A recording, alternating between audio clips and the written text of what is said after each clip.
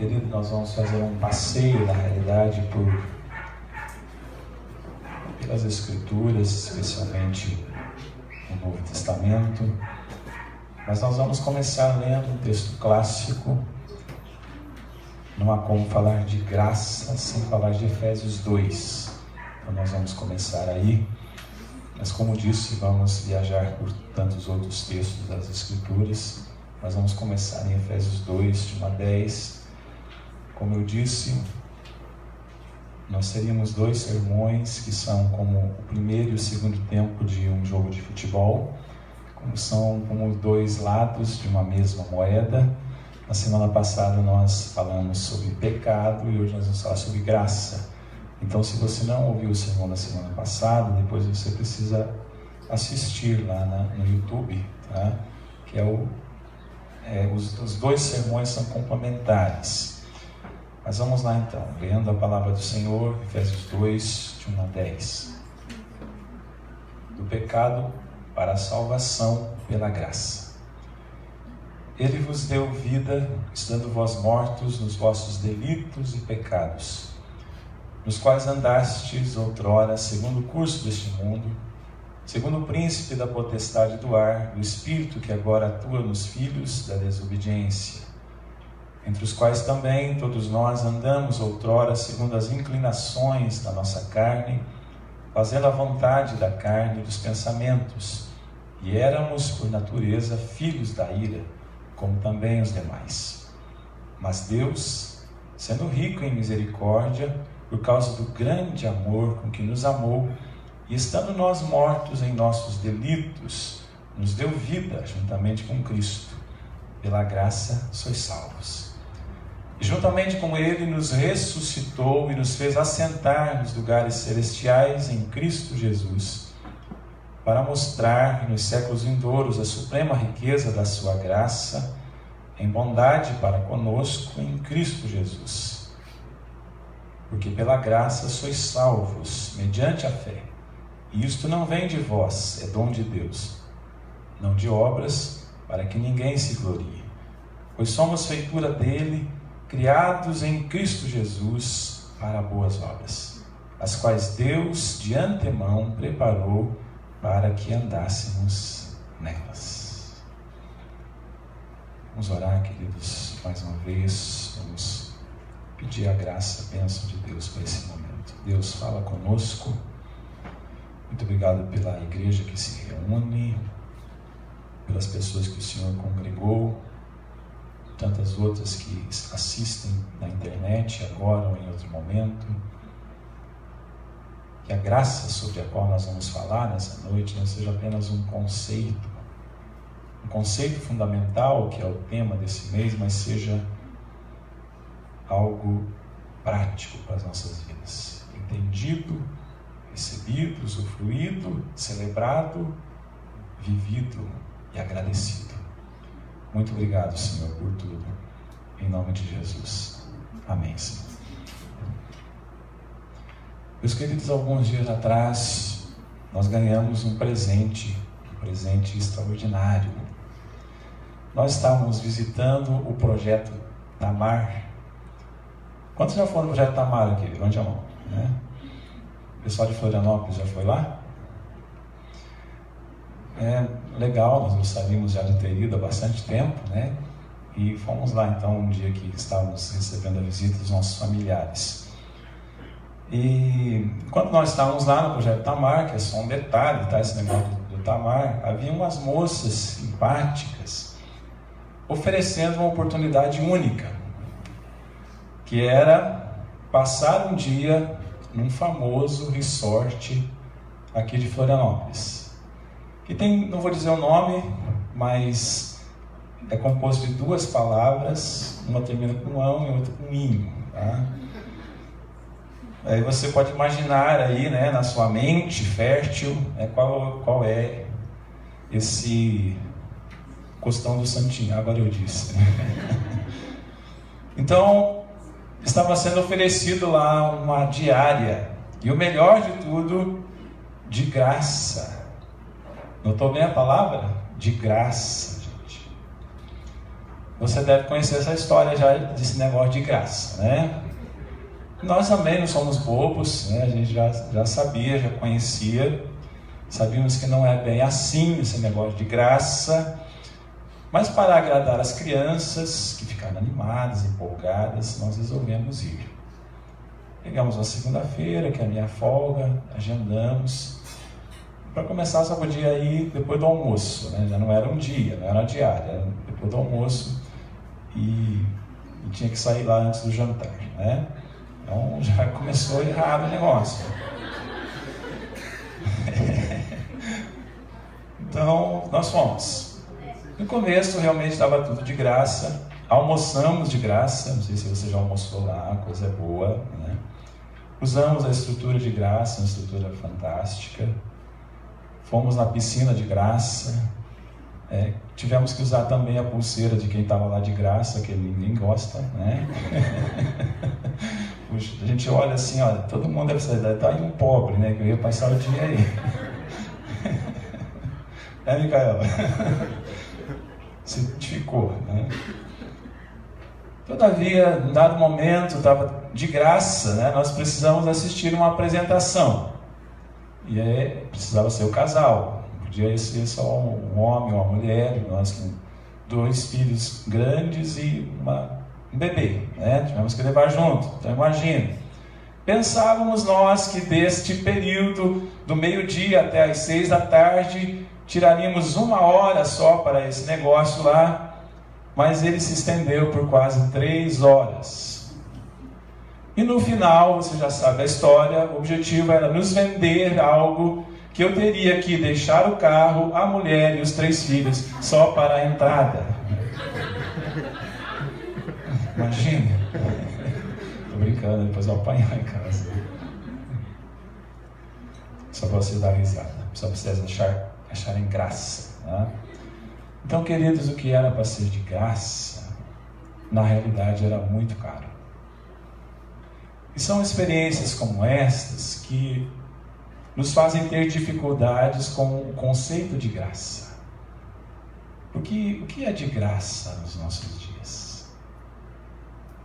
Então nós temos muita dificuldade, inclusive nós cristãos, de entender esse negócio de graça, esse conceito presente exclusivamente no cristianismo. E o texto que nós lemos diz isso, queridos. Diz, pela graça sois salvos. É uma afirmação completa essa. Pela graça sois salvos. No que tange a salvação, não precisamos fazer nada.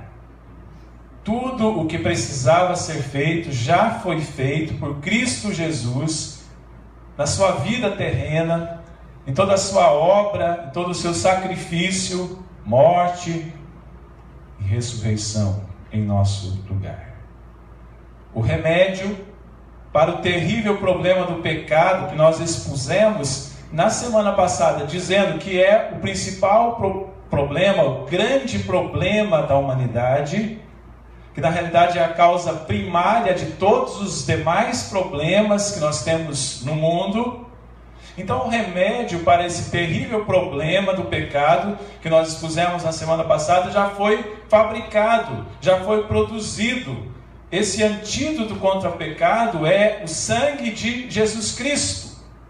Nós celebramos aqui a ceia do Senhor, relembrando o sacrifício de Jesus.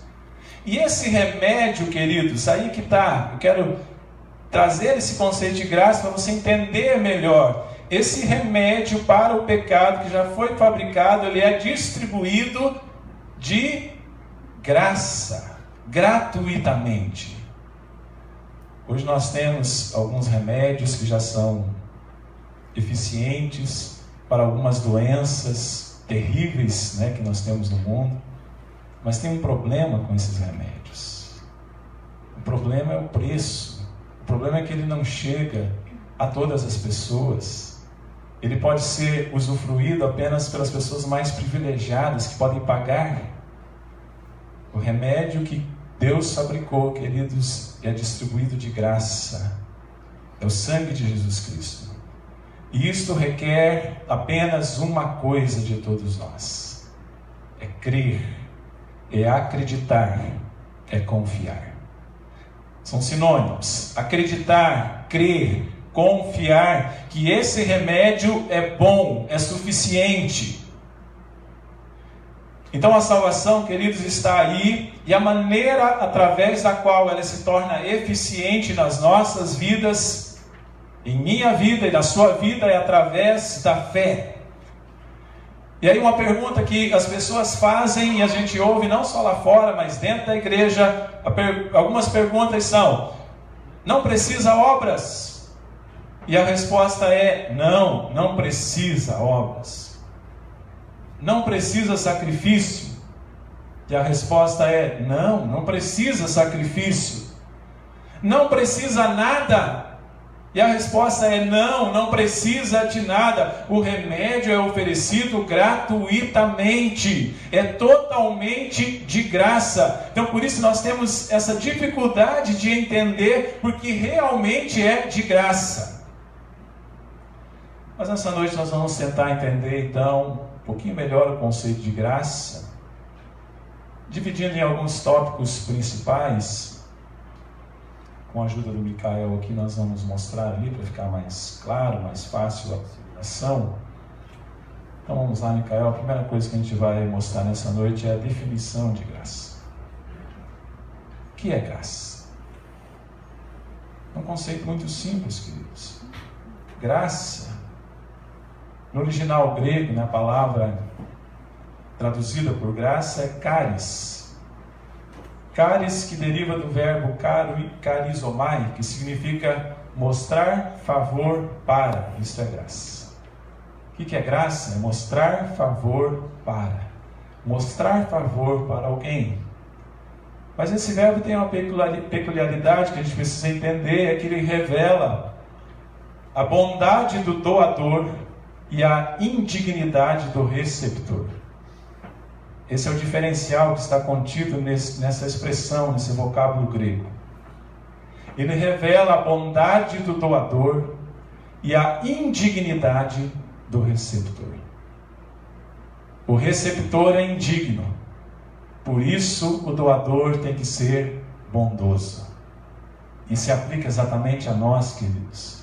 Nós, receptores da salvação, somos indignos. Mas mesmo assim Deus nos dá. Por isso é chamado de graça. É algo sendo dado para alguém que não merece recebê-lo. Isso é graça. Sabe o que é graça? Eu vou dizer para você, querido. A definição mais comum, corriqueira, que todas as pessoas têm na ponta da língua de graça é que graça é um favor imerecido. Graça é um favor imerecido de Deus para você. Quer entender o que é graça? Você não merecia o céu, mas você ganha a entrada. Isso é graça. Você não merecia viver, querido, porque o salário do pecado é a morte. Nós não vimos isso na semana passada. Mas você está vivo. Isso é o quê? Isso é graça. Você não merecia ser salvo, porque nós merecíamos a condenação eterna, mas nós ganhamos a salvação, então isso é graça. Você não merecia ser livre, porque um dos efeitos do pecado é a condenação, é a escravidão, como nós vimos na semana passada, mas você é livre, então isso é graça. Você não merecia o perdão, porque você está alienado, distante de Deus, mas Deus te perdoa, isso é graça. Então, a primeira coisa que eu gostaria de apresentar a vocês nessa noite é isso, a definição de graça. Mas eu quero uma segunda coisa, falar sobre a atuação da graça. Agora nós vamos perguntar então, de que maneira essa graça extraordinária atua em nossas vidas. Eu quero falar aqui sobre alguns conceitos teológicos, mas que são muito concretos. Quando a gente fala assim de conceitos teológicos, parece que a gente vai falar assim de coisas etéreas, distantes, complicadas, né, que só cabem lá nas provas acadêmicas de um seminário, de uma faculdade teológica.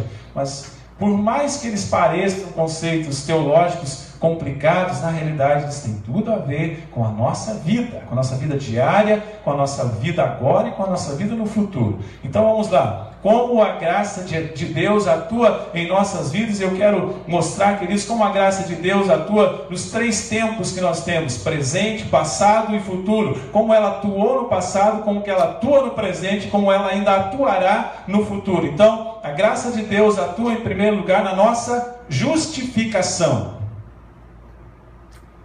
E aqui eu vou usar alguns textos bíblicos, você não precisa procurar, nós vamos mostrar alguns ali, eu vou ler aqui. Então olha só o que nós encontramos nas Escrituras, falando que a graça de Deus atua em nossa justificação. Justificados, pois, mediante a fé, temos paz com Deus por meio de nosso Senhor Jesus Cristo, por intermédio de quem obtivemos igualmente acesso pela fé a esta o quê?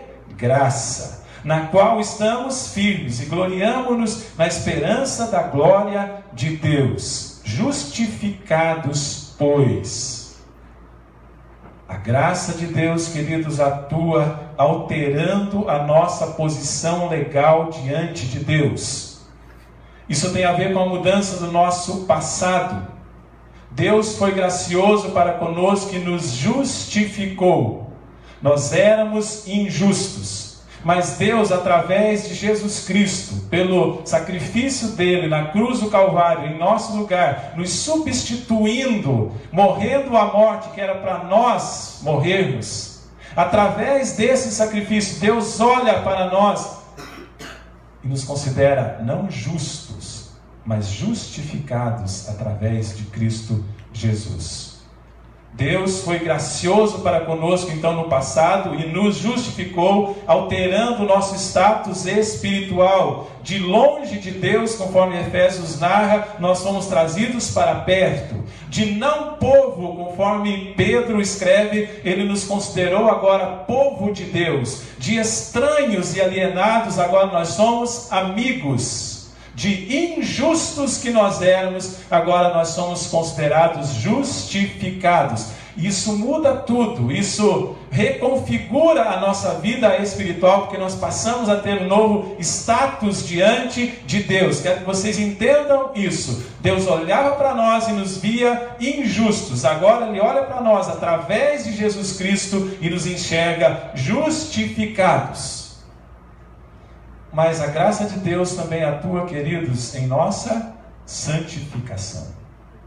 Não apenas em nossa justificação no passado, alterando o nosso status espiritual, mas atua também no presente. Olha só a preciosidade que temos nas Escrituras. Porquanto a graça de Deus se manifestou salvadora a todos os homens, educando-nos para que, renegadas a impiedade e as paixões mundanas, vivamos no presente século sensata, justa e piedosamente. A graça de Deus atua alterando a nossa condição vivencial neste mundo, nesta vida, aqui e agora. Isso tem a ver com a mudança em nosso presente, não apenas em nosso passado.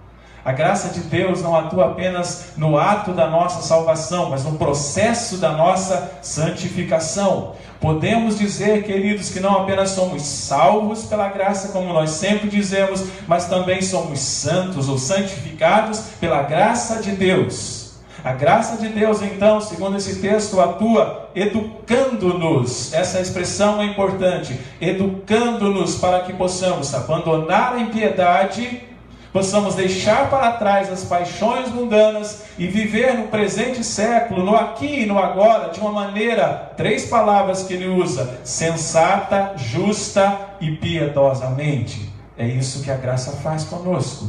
Mas a graça de Deus também atua na nossa glorificação. Atua no passado na nossa justificação, atua no presente na nossa santificação e atuará no futuro na nossa glorificação.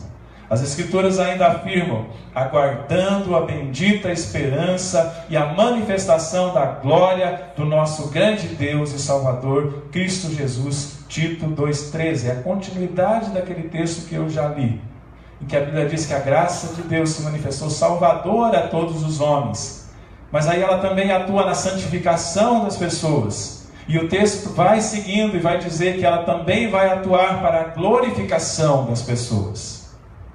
A graça de Deus, portanto, também atua alterando a nossa exaltação nos céus, mudando toda a nossa perspectiva em relação ao futuro também.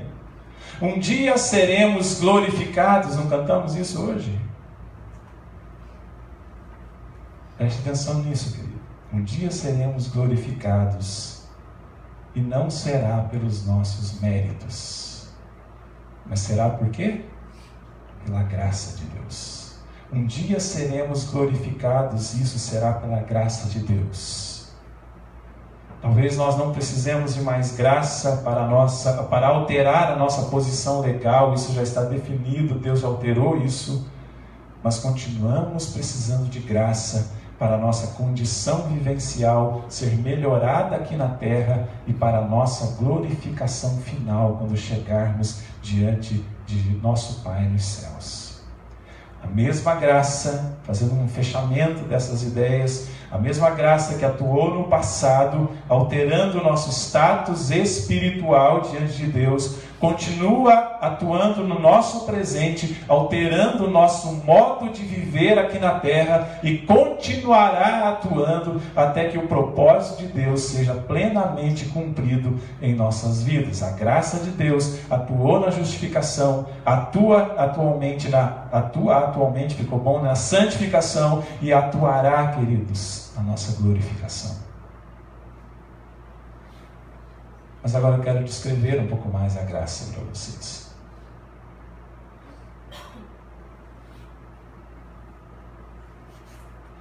E é pela graça que eu estou com vós ainda, querido, tenho certeza disso. As características da graça. Então nós vamos ver. Quais são as características da graça, querido? Primeiro, nós vamos afirmar que a graça de Deus é maravilhosa.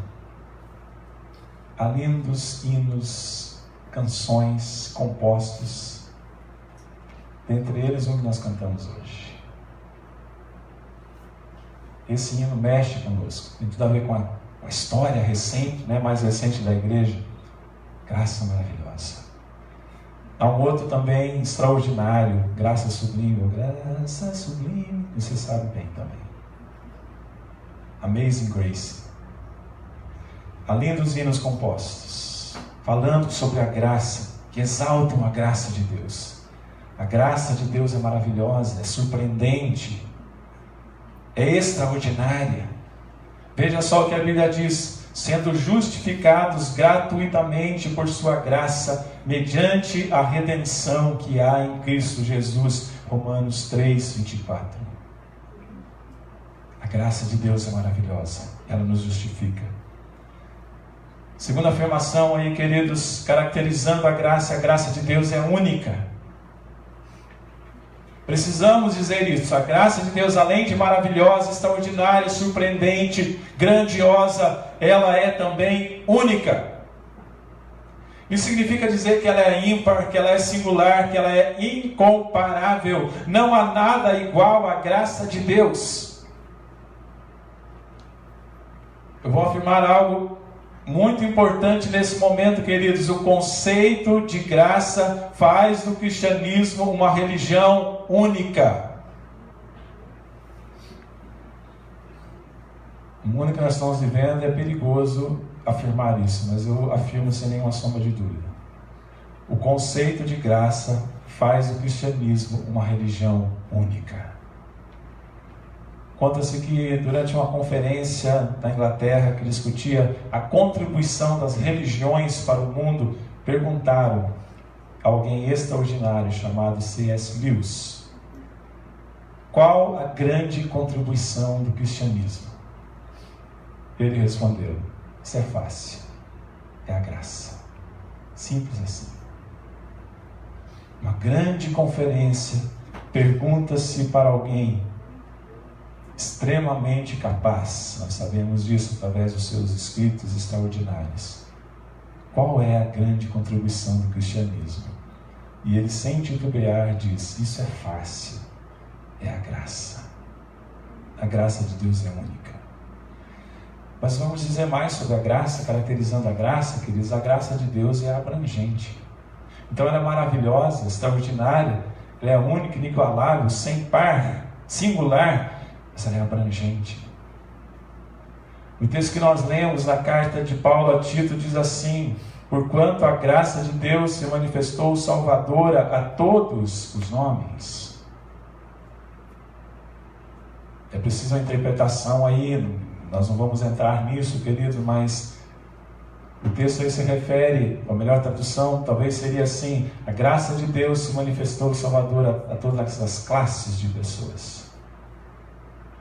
Isso significa que ela está disponível a todas as classes de pessoas, a todos os povos, a todas as raças, para os nobres e para os plebeus, para os judeus, para os gentios, para os homens, para as mulheres. Essas questões todas que estavam em voga naquele momento, quando Paulo escreve aos Gálatas, em 2:28, ele diz isso: não há mais judeu, não há mais bárbaro, cita, grego, não, todos são nivelados por uma coisa, pela graça de Deus. A graça de Deus é abrangente, ela envolve a todas as pessoas. Mas a gente tem que dizer mais sobre a graça. A graça de Deus é efetiva, queridos. Caracterizando a graça, nós precisamos dizer isso. E aqui nós vamos lançar mão então do versículo que nós já lemos: porque pela graça sois salvos mediante a fé, e isso não vem de vós, é dom de Deus. A graça é efetiva, porque a Bíblia diz assim: porque pela graça sois salvos. É uma afirmação categórica. Pela graça sois salvos, ela é efetiva na salvação. Mas uma coisa importante nós entendermos nesse texto, queridos: o que torna a graça efetiva é exatamente o fato de que ela não é algo humano, mas divino. A graça de Deus é infalível. E exatamente porque é a graça de Deus, porque ela precede de Deus, porque ela emana de Deus, porque ela vem de Deus. A graça de Deus, então, a graça que vem de Deus, então, realmente funciona. É isso que nós estamos afirmando quando dizemos que ela é efetiva. A graça de Deus, para usar uma terminologia bem calvinista, é irresistível. Quando Deus chama alguém, essa pessoa não resiste, porque a graça de Deus é efetiva e irresistível. Mais uma afirmação que nós vamos fazer, caracterizando a graça: a graça de Deus é suficiente. Cantamos isso, né? É suficiente para mim. É suficiente para mim. O hino antigo que nós cantamos diz isso. A Bíblia também diz isso. Sabe onde que a Bíblia diz isso de uma maneira tão maravilhosa? Lá no texto, nós vamos mostrar ali, Micael. Leia comigo, vamos lá? A minha te basta, porque o poder se aperfeiçoa na fraqueza. Mas principalmente esta expressão primeira: a minha graça te basta. A graça de Deus é suficiente, queridos. É suficiente para nos dar a salvação eterna. Não precisa de mais nada. A graça de Deus é suficiente para operar a santificação contínua nas nossas vidas. Mas a graça de Deus também é suficiente para gerar solução em meio às circunstâncias difíceis da nossa vida. Então veja como é completo esse conceito de graça. A graça de Deus é suficiente para mudar o nosso quadro espiritual, alterar o nosso status e nos dar a salvação eterna. Ela também é suficiente para operar essa obra de santificação, de melhoramento, de transformação das nossas vidas, através da obra do Espírito Santo. Mas a graça de Deus também é suficiente para gerar solução nas circunstâncias da nossa vida, sejam quais forem elas. Mas nós vamos terminar falando ainda sobre mais um tópico.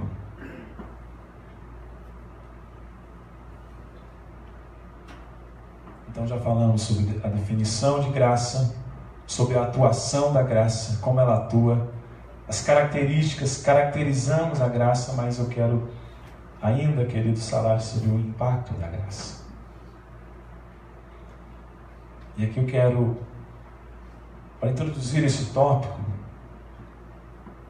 expor algo muito importante. Porque quando nós falamos de graça, nós precisamos tomar cuidado com algumas possíveis distorções ou entendimentos errados quando a gente expõe essa questão de graça.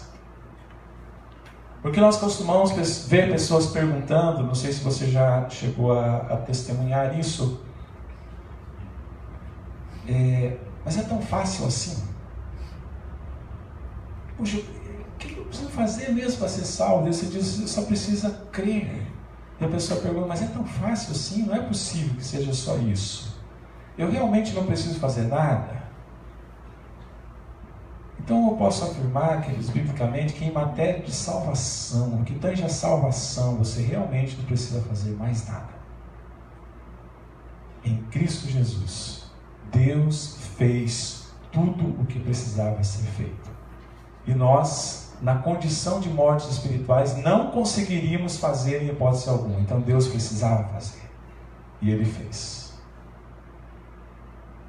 Agora que vem as possíveis distorções, queridos. A doutrina da graça não pode desembocar em duas atitudes por parte dos cristãos, por parte da igreja. A primeira delas é que não pode desembocar em licenciosidade. A doutrina da graça não é uma licença para pecar. Porque às vezes as pessoas confundem, mas então eu sou salvo pela graça? Deus perdoa tudo? Deus é bonzinho? Deus é misericordioso? Eu sou salvo e uma vez salvo, salvo para sempre, como nós presbiterianos afirmamos, então estou liberado. Não, a doutrina da graça não pode, as doutrinas da graça, aliás, não podem desembocar em licenciosidade ou libertinagem. Não podem desembocar numa vida de pecado. Por outro lado, queridos, a doutrina da graça também não pode gerar inércia, preguiça, omissão por parte dos cristãos e da igreja. Porque às vezes nós começamos a pensar, Deus é bonzinho, Deus é gracioso para mim, Deus é gracioso para o outro, então Deus também vai alcançá-lo. Se por um lado alguns pegam as doutrinas da graça e se tornam liberais, licenciosos, vivendo em libertinagem, em vida de pecado, outros também cruzam os braços, então não precisamos fazer nada. Isso são distorções, compreensões erradas das Escrituras, interpretações falaciosas das Escrituras.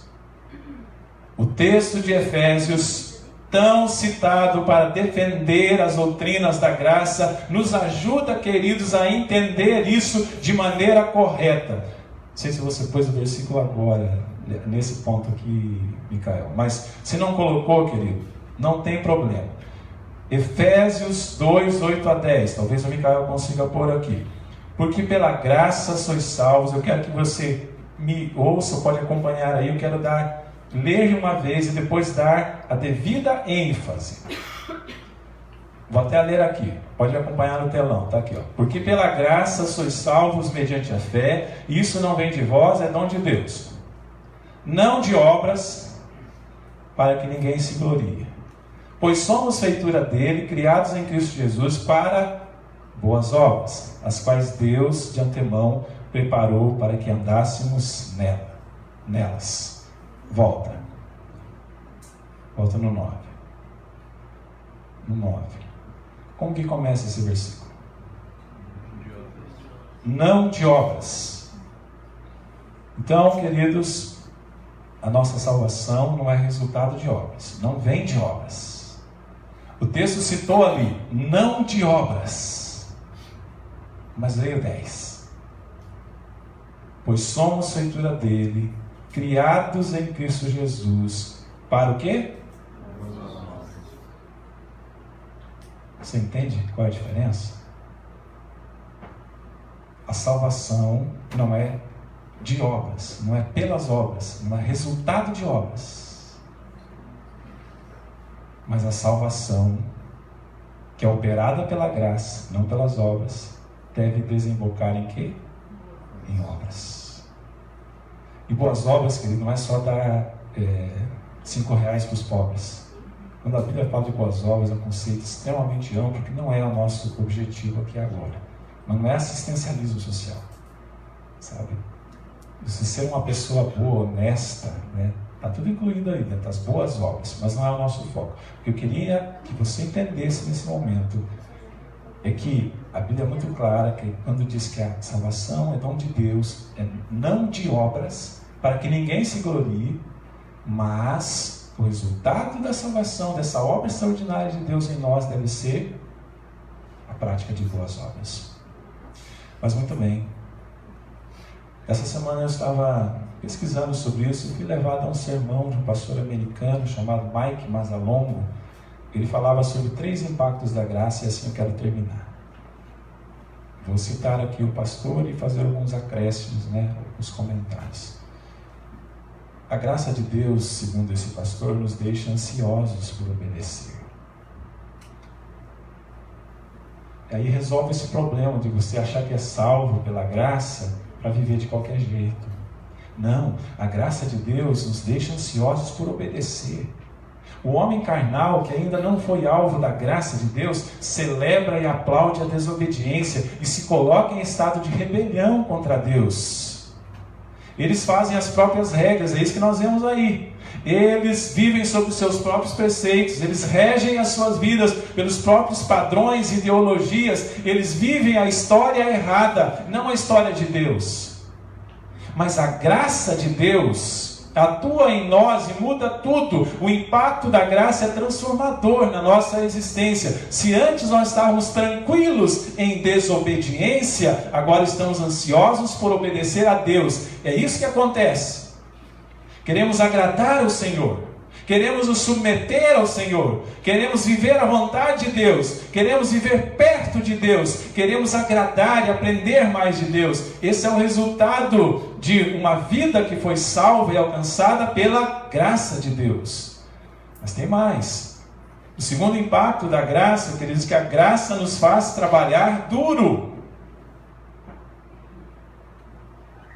A graça também redunda nisso. Olha só o que a Bíblia diz.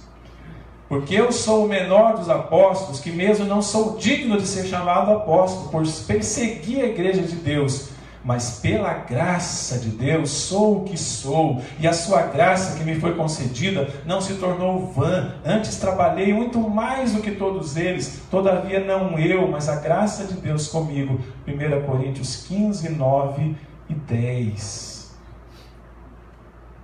Paulo diz, pela graça eu sou o que sou.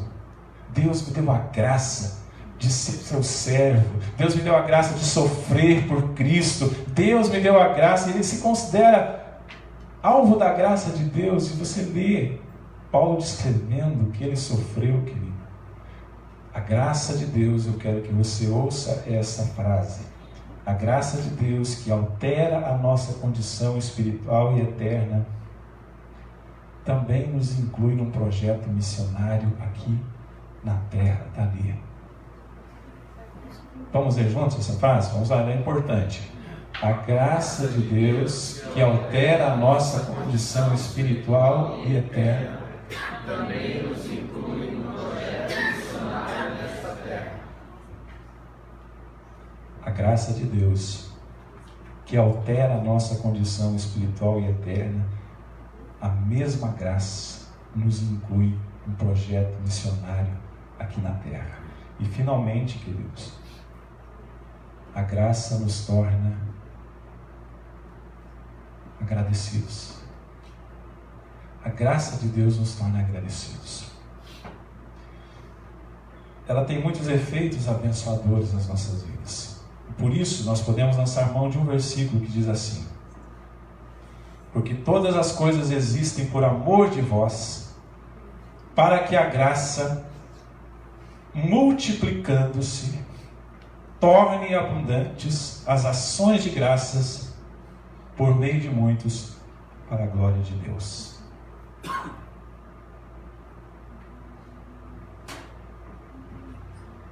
Como que você entende esse versículo?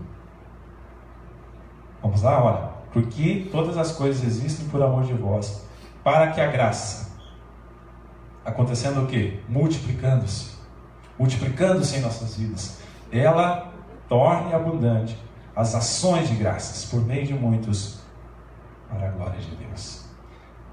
Significa dizer que a graça de Deus deve produzir em nós uma atitude de gratidão.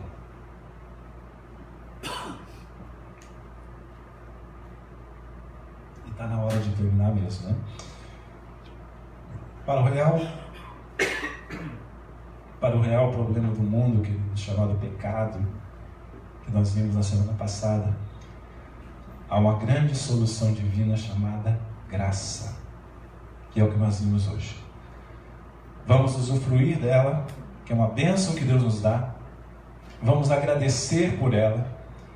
Vamos viver sob o impacto dela. E vamos celebrá-la a cada dia. Que Deus nos abençoe. Amém.